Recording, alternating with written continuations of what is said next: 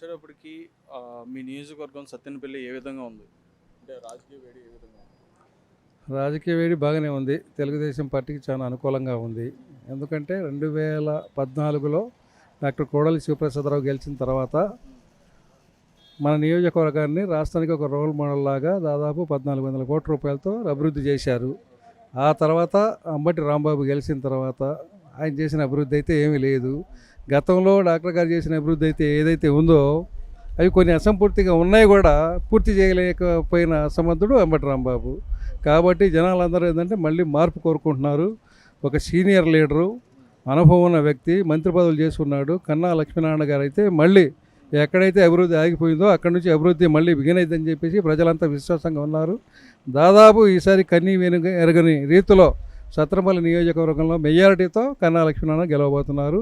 అలాగే లావకృష్ణదేవరాయలు కూడా గతంలో పార్టీ వైసీపీ అయినప్పటికీ ప్రజారంజకమైన కొన్ని కార్యక్రమాలు చేపట్టారు. వాటిని మళ్ళీ కంటిన్యూ చేస్తారని చెప్తున్నారు. కాబట్టి లావకృష్ణదేవరాయలు గారిని కూడా ఎంపీగా టీడీపీ తరఫున ఈసారి గెలిపించడానికి చర్యలు సిద్ధంగా ఉన్నారు. ఇప్పుడు వచ్చేటప్పటికి ఏంటంటే వైసీపీ 175కి 175 కొడతామని చెప్పి వారు మాట్లాడుతుంటారు. దానిపైన మీ ఉద్దేశం? 175 కొట్టడం కాదు, ముందు పులివెందుల్లో గతంలో అతనికి వచ్చిన మెజారిటీకి ఎంత తగ్గిదో అది చూసుకుంటే బాగుంటుంది. ఎందుకంటే 175 కాదు, దాదాపు పక్కాగా 120 నుంచి 135 సీట్లలో తెలుగుదేశం పార్టీ పక్కాగా గెలవబోతూ ఉంది. ఇంకా సంఖ్య పెరిగిన ఆశ్చర్యం లేదు. ఎందుకంటే జనాలు ఇవాళ రోజు రోజుకి మార్పు కోరుకుంటున్నారు. కాబట్టి తెలుగుదేశం పార్టీ గంటా వాయించడం ఖాయం. అలాగే ఎంపీ సీట్లో కూడా దాదాపుగా క్లీన్ స్వీప్ అయ్యే పరిస్థితులు ఉన్నాయి. ఎందుకంటే ఈరోజు రాష్ట్రంలో కానీ కేంద్రంలో నరేంద్ర మోడీ ప్రభుత్వం కానీ చేస్తున్న కొన్ని అభివృద్ధి కార్యక్రమాలకి ఈనాడు రాష్ట్రాన్ని బాగుపడాలి అంటే కేంద్ర సపోర్ట్ కావాలి. కాబట్టి మళ్ళీ ఆగిపోయిన అమరావతిని మనం పునర్నిర్మించుకోవాలి. కాబట్టి పోలవరాన్ని మనం నిర్మించుకోవాలి. కాబట్టి ఖచ్చితంగా జనాలకు కావాల్సింది ఏదైతే సదుపాయాలు ఉన్నాయో అవన్నీ నెరవేర్చుకోవాలంటే కూటమి అభ్యర్థులను గెలిపించడానికి ఈనాడు రాష్ట్ర ప్రజలందరూ సిద్ధంగా ఉన్నారు. అతను 175 కాదు, కనీసం అందులో ఏ అంకె తీసేసినా కూడా ఒక అంకె మాత్రం ఖచ్చితంగా పోద్ది. అది 7 పోద్దా 5 పోద్దో తెలియదు, కానీ మొత్తం మీద అంతవరకే ఉంటుంది. అందుకని జనాలు మొత్తం సంసిద్ధంగా ఉన్నారు. ఇవాళ అతను సిద్ధం అంటున్నాడు, జనాలు ఏమో సంసిద్ధం అంటున్నారు. కాబట్టి అతన్ని ఇంటికి పంపించడానికి, జగన్ని ఇంటికి పంపించడానికి జనాలంతా సిద్ధంగా ఉన్నారు. అమ్మ నమస్తే. అమ్మా నమస్తే అండి. ఎలా ఉందమ్మా ఇప్పుడు వచ్చేటప్పుడు సత్తెనపల్లి నియోజకవర్గం ఏ విధంగా ఉంది రాజకీయం?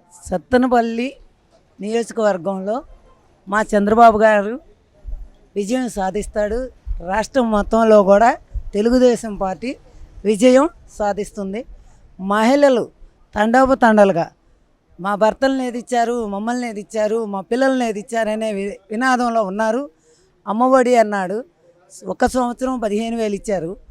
ఆ మరుసటి సంవత్సరం నుంచి ఫస్ట్ సంవత్సరంలో ఇంటి కరెంటు బిల్లులు చూపించారు, కార్లు చూపించారు, 2 అంతస్తుల బిల్డింగులు చూపించారు. అనేక విధాలుగా డబ్బులు ఇవ్వకుండా మమ్మల్ని వేధించారనే వినాదంలో మహిళలు ఉన్నారు. తల్లికి అమ్మఒడి అని పెట్టినోడు ఒక్కళ్ళకే అన్నాడు. ఆ రోజు ఎంతమంది అంటే అంతమంది అన్నారు. మాకు చేయలేదు అనే బాధలో ఉన్నారు. అట్లా కాదమ్మా, మన చంద్రబాబు గారు వస్తే ఎంతమంది చదువుకుంటే అంతమంది ఇస్తామంటున్నారు. మేము ఆయనకే ఓటేస్తామని మాకు పక్కాగా చెప్పిన వాళ్ళు 100 మంది ఉన్నారు. అయితే ఇప్పుడు ఇచ్చిన పథకాలన్నీ కూడా అందరికీ సంక్షేమం అందినాయి. అదేవిధంగా 175కి 170 సాధిస్తామని చెప్పిన సాధిస్తాం. వాళ్ళు చెప్పినవి చేయకపోయింది కాక మేము చేసామని డబ్బాలు కొట్టుకున్నారు.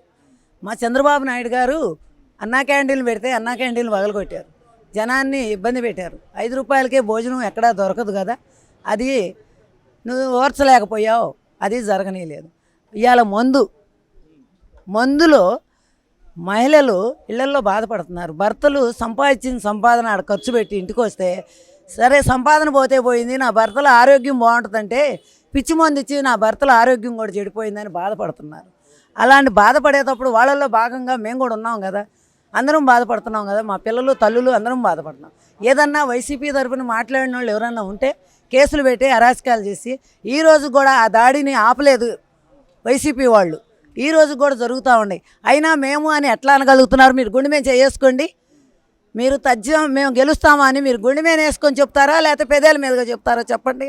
నేను చెప్తున్నాను, పక్కా టీడీపీ తెలుగుదేశం జెండా ఎగురుతుంది. రాష్ట్రం మొత్తం మీద చంద్రబాబు నాయుడు గారు ముఖ్యమంత్రిగా ఉంటారు. మాకు మీరేదో నలుగురిని కలుపుకొని గెలుస్తున్నారు, ఒక్కళ్ళం సాధిస్తామంటే నువ్వు ఒక్కడు ఎట సాధిస్తావు? నలుగురు ఉంటేనే కదా, 10 మంది నడితేనే ఓ బాట. ఒక్కళ్ళది ఓ బాట కాదండి. నువ్వు నడిచిన నడక కరెక్ట్ కాదు.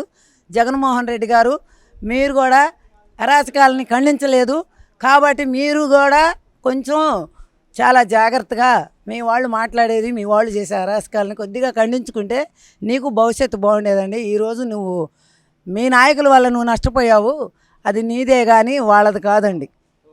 రైట్. ఇప్పుడు వచ్చేటప్పటికి ఈ ప్రభుత్వంలో గత 5 సంవత్సరాల్లో కూడా ఏం సంక్షేమ పథకాలు కానీ లేదంటే అదేవిధంగా ఇక్కడ వచ్చే అభివృద్ధి అనేది జరగలేదంటారా?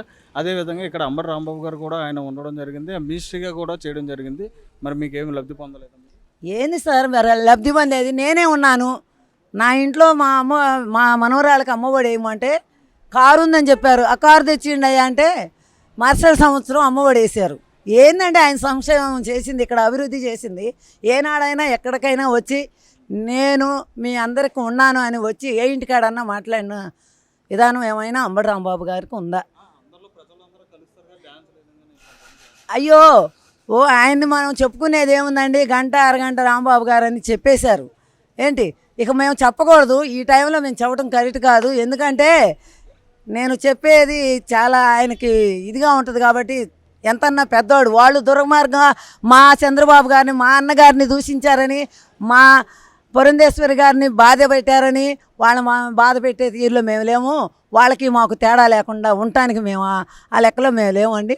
మేమందరం కూడా చంద్రబాబు గారిని గెలిపించుకోవడానికే ఒక మంచి పద్ధతిలో, ఒక పద్ధతి గల్ల కుటుంబంలాగా మా కుటుంబాన్ని మేము బలోపేతం చేసుకొని చంద్రబాబు గారిని గెలిపించుకొని ముఖ్యమంత్రిగా ఉంటాము రాష్ట్రం మొత్తం మీద.